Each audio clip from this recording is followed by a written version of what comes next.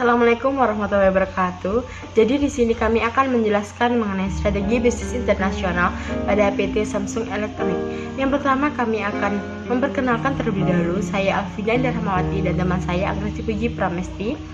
Jadi sebelumnya kami akan menjelaskan mengenai latar belakang dari strategi bisnis internasional pada PT Samsung Electronics. Jadi, dalam rangka memperluas bisnisnya, banyak perusahaan akan masuk ke dalam pasar negara lain. Masuknya suatu perusahaan ke dalam pasar internasional merupakan pertemuan juga pertentangan terhadap penawaran dan juga permintaan masyarakat internasional. Keunggulan kompetitif biaya, daya tarik produk, keuntungan dari pasar yang baru, dan keunggulan-keunggulan lainnya merupakan daya tarik tersendiri bagi suatu perusahaan yang masuk dalam pasar internasional. Samsung adalah salah satu perusahaan yang sukses memasuki banyak pasar internasional. Perusahaan yang telah berdiri sejak 1938 menjadi pemimpin pasar dalam untuk lebih dari 60 produk. 10 tahun yang lalu, Samsung masih dikenal sebagai perusahaan yang memproduksi televisi dan microwave dengan harga yang sangat murah. Bahkan saat krisis ekonomi yang melanda Asia, termasuk Korea Selatan, Samsung hampir bangkrut.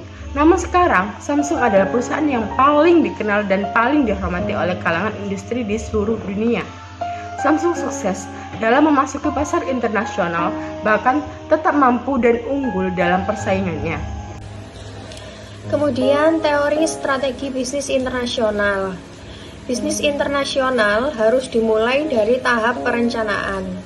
Tahap perencanaan merupakan proses mengidentifikasi dan memilih tujuan organisasi, kemudian menentukan cara untuk mencapai tujuan tersebut.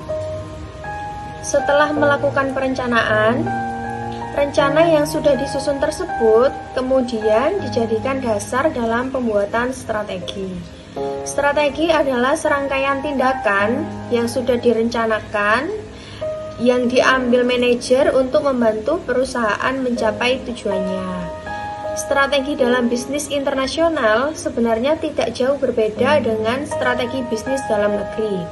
Namun terdapat perbedaan yang paling mencolok, yaitu di kerumitan bisnis itu sendiri.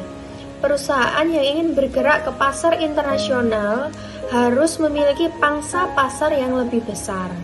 Perusahaan juga harus memperhatikan budaya, politik, hukum, dan tradisi ekonomi di negara yang ingin dituju. Pertama-tama yang harus dilakukan perusahaan adalah merumuskan strategi yang ingin digunakan. Proses formulasi strategi. Tahap pertama yaitu mengidentifikasi misi dan tujuan perusahaan.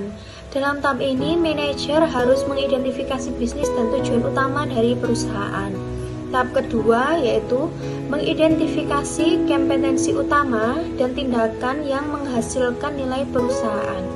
Perusahaan perlu menentukan kompetensi utama yang merupakan kemampuan spesial perusahaan yang akan sulit disamai oleh perusahaan lain. Tahap ketiga yaitu formulasikan strategi. Dalam memformulasi strategi terdapat beberapa kelompok. Yang pertama yaitu 2 strategi internasional. Terdapat 2 macam strategi internasional, yaitu multinasional strategi dan global strategi. Yang kedua yaitu strategi level korporasi. Ada 4 macam strategi dalam level korporasi, yaitu strategi pertumbuhan, strategi pengurangan atau penghematan, dan strategi stabilitas serta strategi kombinasi. Yang ketiga, strategi level bisnis.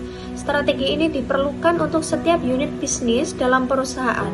Terdapat 3 macam strategi level bisnis, yaitu strategi low cost leadership, strategi diferensiasi, dan strategi fokus. Macam-macam strategi internasional. Ada 2 macam strategi internasional. Yang pertama yaitu multinasional strategi. Yang kedua yaitu global strategi. Multinasional strategi merupakan produk dan strategi pemasaran perusahaan di setiap pasar nasional yang disesuaikan dengan kondisi lokal. Dan sedangkan global strategi yaitu perusahaan menawarkan produk yang sama dan strategi pemasaran yang sama di setiap pasar nasional. macam-macam strategi dalam korporatif. Ada 4 macam strategi dalam korporatif. Yang pertama yaitu strategi pertumbuhan, yang merupakan strategi yang didesain untuk meningkatkan ukuran aktivitas atau jenis aktivitas dari operasi perusahaan. Yang kedua yaitu strategi pengurangan, di mana strategi untuk mengurangi skala bisnis perusahaan. Yang ketiga yaitu strategi penghematan, yang merupakan strategi untuk melindungi perusahaan dalam menghadapi perubahan dan digunakan perusahaan untuk menghindari strategi pertumbuhan ataupun penghematan. Yang terakhir yang keempat yaitu strategi stabilitas, di mana strategi ini untuk melindungi perusahaan dalam menghadapi perubahan dan digunakan perusahaan untuk menghindari strategi pertumbuhan ataupun penghematan. Strategi dalam bisnis internasional juga harus disesuaikan dengan struktur organisasi internasional. Struktur organisasi merupakan cara perusahaan membagi aktivitasnya berdasarkan unit yang terpisah dan aktivitas bersama antar unit tersebut. Struktur organisasi internasional dibagi menjadi 2 yaitu sentralisasi dan desentralisasi serta koordinasi dan fleksibilitas. Dalam menentukan strategi, perusahaan juga perlu mengamati pasar yang potensial dan sesuai dengan bisnisnya. Untuk mencapai tujuan tersebut, perusahaan perlu melakukan 4 tahap proses, yaitu tahap pertama yaitu identifikasi dasar. Dalam tahap ini, perusahaan perlu menyesuaikan bisnisnya dengan iklim di negara yang ingin dituju. Selain itu, perusahaan juga perlu memastikan ketersediaan sumber daya yang diperlukan untuk bisnis tersebut, seperti tenaga kerja, bahan baku, dan keuangan. Yang kedua yaitu mengakses lingkungan bisnis nasional negara yang dituju. Dalam tahap ini, perusahaan perlu menyesuaikan juga bisnisnya dengan biaya, budaya, politik, dan hukum di negara tujuan. Tahap yang ketiga yaitu mengukur pasar atau situs-situs potensial. Perusahaan perlu menyelesaikan pasar yang dianggap potensial, ingin disasar dan sesuai dengan bisnis yang dijalankan perusahaan. Yang tahap keempat yaitu memilih pasar dan situs. Manajer perlu mengunjungi dan mengobservasi pasar potensial itu sendiri agar pengukuran yang telah dilakukan sebelumnya tidak berlebihan. Selain itu, perusahaan perlu menganalisis pesaing yang ada di negara tersebut. Strategi pemasaran Samsung. Yang pertama yaitu diferensiasi produk, yang kedua penentuan posisi pasar yang tepat dan terarah, yang ketiga membuka perusahaan anak di negara yang bersangkutan, yang keempat menggunakan sold again importer. Kemudian adapun strategi Samsung dalam memimpin pasar. Yang pertama, Samsung mempertahankan basis riset yang didasarkan pada kebutuhan konsumen. Yang kedua, Samsung menjaga dan mengembangkan ekosistem bisnis lain yang terkait seperti penyediaan layanan operator dan juga pengembangan konten dan aplikasi. Yang ketiga yaitu Samsung terus menjalin kerjasama dengan retail partner untuk mendistribusikan produk ke penjuru Indonesia, termasuk bekerjasama dengan PT Erafone Arta Retailindo yang telah mengoperasikan 29 outlet Samsung Experiential Store. Yang keempat yaitu Samsung tidak pernah menutup mata terhadap perkembangan teknologi, meskipun saat ini Android telah merajai OS smartphone. Yang selanjutnya yaitu tahapan Samsung melakukan strategi bisnis internasional.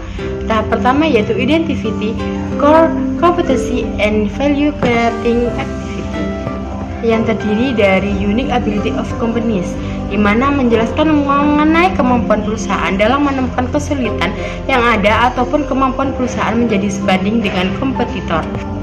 Selanjutnya yaitu value chain analysis. Primary chain analysis, ketika melakukan analisa dari kegiatan yang utama, manajer akan melihat area mana perusahaan dapat meningkatkan nilai yang dapat diberikan ke customer. Yang terakhir yaitu support activities. Jadi aktivitas yang dapat mendukung perusahaan dalam menghasilkan kegiatan utamanya dengan mendirikan Tech di Eropa untuk pengembangan produk-produk elektronik untuk Samsung. Tahap kedua yaitu formulate strategi.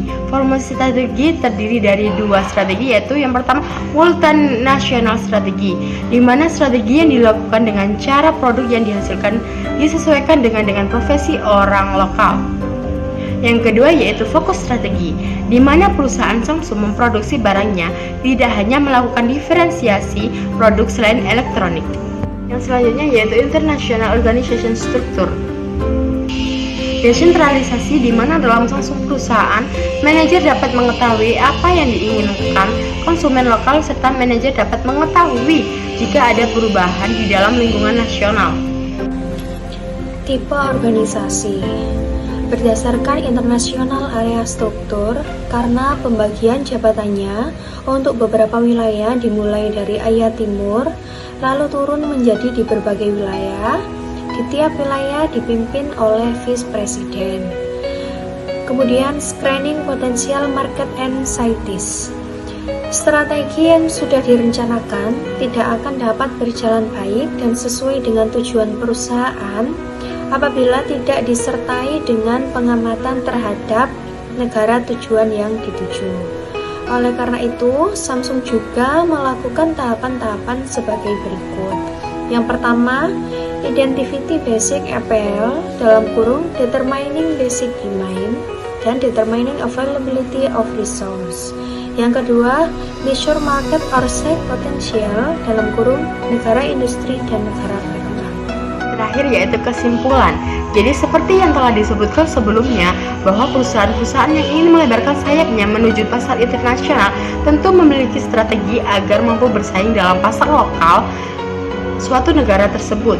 Selain itu, kreativitas dan inovasi merupakan hal yang penting bagi perusahaan agar dapat bertahan dan berbagai ancaman. Contoh perusahaan multinasional yang berhasil mengembangkan usahanya hingga dapat ditemukan di berbagai negara adalah Samsung. Dengan berbagai strategi tepat sasaran yang dimilikinya, Samsung dapat servis dalam lingkungan global yang penuh dengan beragam kebutuhan. Respon pasar yang begitu antusias terhadap berbagai produk Samsung tersebut membuat nama Samsung dapat dikatakan menjadi market leader di bidang industrinya. Dan dengan struktur organisasi internasional area, maka memudahkan Samsung untuk mengontrol kinerja pada wilayah-wilayah tersebut sehingga kebutuhan masyarakat sekitar dapat disesuaikan terhadap produk-produk yang diciptakan oleh Samsung. Selain itu, salah satu strategi yang tidak kalah penting dalam bisnis internasional adalah menetapkan lokasi, pasar atau negara tempat perusahaan beroperasi karena perusahaan harus mengevaluasi apakah lokasi pasar tersebut menguntungkan bagi perusahaan. Apakah kondisi sekitar memungkinkan apabila perusahaan tersebut beroperasi dan apakah sumber daya yang dibutuhkan oleh perusahaan dapat tersedia di negara lokasi tersebut. Tetapi perusahaan juga harus memperhatikan biaya yang dikenakan atau dikeluarkan dan regulasi pemerintah terkait. Berbagai strategi yang dilakukan Samsung mengenai bisnis internasional tentu tidak perlu ditanyakan lagi. Melihat banyaknya konsumen Samsung di seluruh penjuru dunia, kita dapat mengetahui bahwa strategi internasional yang diterapkan oleh Samsung telah berhasil. Sekian presentasi dari kelompok kami ucapkan terima kasih. Wassalamualaikum warahmatullahi wabarakatuh.